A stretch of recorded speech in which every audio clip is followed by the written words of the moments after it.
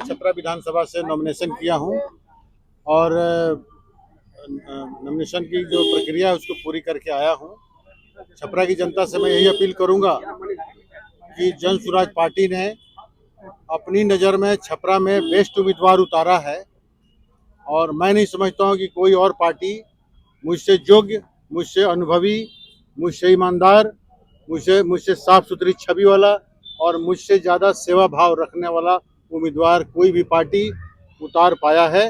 प्रशांत किशोर जी ने जो वादा किया था बिहार के लोगों से और छपरा के लोगों से, उस वादे को निभाया है। अब जनता की बारी है।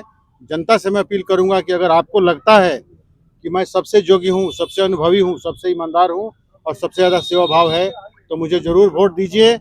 मैं आपको आश्वस्त करता हूं कि अगले 5 साल में आप पाएंगे कि छपरा एक बेहतर शहर बन के उभरेगा, एक साफ सुथरा, सुरक्षित, समृद्ध और विकसित शहर के रूप में छपरा उभर के आएगा। सर, आपके सामने खेसारी यादव भी प्रत्याशी बनने वाले हैं, चुनाव लड़ने वाले हैं, क्या कहना चाहेंगे?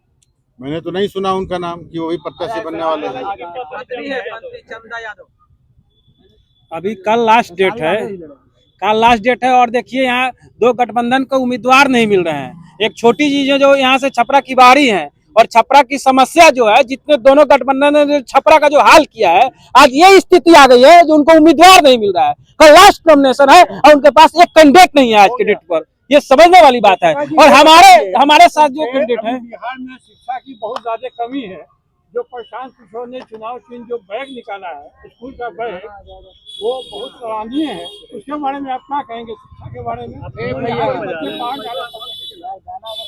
देखिए, इसका उद्देश्य ये है कि हम लोग ने सोचा कि बिहार के विकास का रास्ता बनेगा हमारे स्कूल का बस्ता। स्कूल का बस्ता से ही बिहार के विकास का रास्ता बनेगा। शिक्षा ऐसी चीज है जो आदमी को इस जीवन में तो सफल होने के लिए आपको शिक्षा, ज्ञान और दक्षता देती है।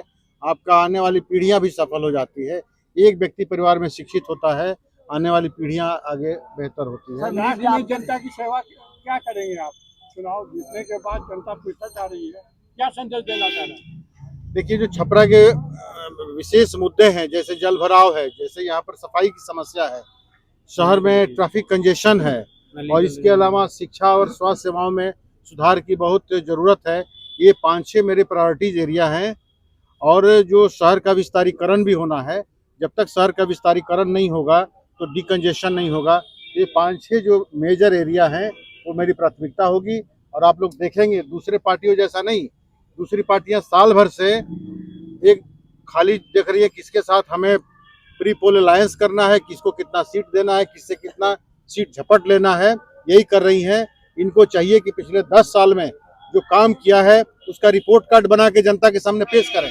हमने वादा क्या किया था, हम पूरा क्या किए हैं, ये न करके नए नए मैनिफेस्टो लाते हैं। चुनाव के 1 हफ्ता पहले 1 करोड़ नौकरियां देने की बात करते हैं। जब पूरे बिहार में 23-26 लाख लोग ही नौकरी करते हैं तो 1 करोड़ नौकरी कहाँ से देंगे? मैं तो कहता हूँ कि 20 साल में नीतीश कुमार ने 1 करोड़ नौकरी दिया है तो बता के दिखाओ। अब जब उन अंतिम सांसें गिन रही है सरकार तो 1 करोड़ नौकरी देने की बात करते हैं। सब लोगों को बुद्धू बनाने वाली बात है, सब लोगों को मूर्ख बना के अभी ये शासन कर रहे हैं। इतना दिनों से पैसा नहीं दिया जा रहा था, तो चुनाव है तो 200 रुपये नीतीश कुमार बांट रहे हैं महिलाओं की, क्या कहेंगे? वो पैसा बताएगा, पैसा ब्याज पर दिया। ये सरकारी पैसे का दुरुपयोग है, सरकारी पैसे का दुरुपयोग है। और ये जो हमारी जो महिलाएं हैं, ये सोचते हैं कि ये लोग कम पढ़ी लिखी हैं। हमारी जो महिलाएं हैं ज़्यादा सूझबूझ रखती हैं, ज़्यादा समझदार हैं। मोदी जी और नीतीश जी कहते हैं कि बिहार के महिलाओं को 2 भाई मिल गया, इतना बड़ा ताकतवर 2 भाई मिल गया। तो 2 भाई अगर मिले तो इन महिलाओं के बेटा और इनके पति पिछले कई दशकों से पलायन का दर्द क्यों भोग रहे हैं? इन्होंने पलायन के लिए उनके क्या किया?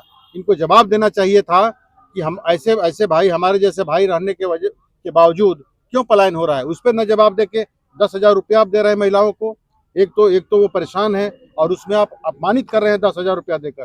10,000 रुपया से कौन रोजगार शुरू होता है जी? मनीष कश्यप आपके नामांकन में पहुंचे, क्या कुछ कहेंगे आप?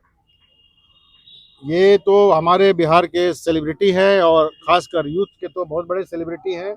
तो ये इन्होंने आना यहाँ जो सोचा, मेरे लिए गर्व की बात है और सारण के सारे युवाओं के लिए भी गर्व की बात है। मैं पूरे सारण और छपरा की ओर से मैं इनका स्वागत करता हूँ, ये भी जनपद वंदन और चुनाव लड़ रहे अभिनंदन हैं। करता हूँ। क्या आप भी इनके